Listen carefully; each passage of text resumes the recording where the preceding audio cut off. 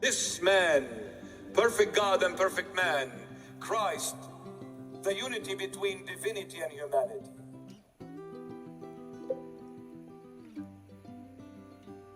Let him be your God. Let him be Eli Azar. Let him be my God, my sustainer.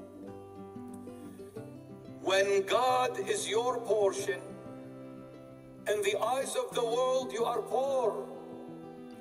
In the eyes of the world you are a lunatic. In the eyes of the world you are rejected. In the eyes of the world you are deposed. You are refused. You are humiliated. You are cast out. You are a nothing, for the world is rich. And everyone who believes in Jesus Christ is poor and full of sores. Dogs come and lick his sores as well. My goodness.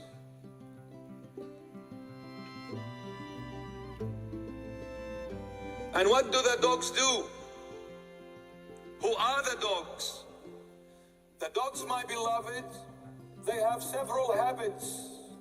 One of them, for the shortness of time, one of them, the dogs bark at everyone that passes them by. They do not differentiate between the good and the bad. They do not differentiate between those who are close to them or distant from them. They do not differentiate between the rich and the poor. The dogs, all they know, the moment they see someone approaching, they begin to bark.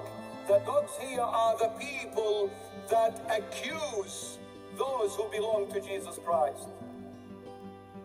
Accuse. The dogs are the ones who bring out false accusations, try to defame the image of the child of God. These are the dogs.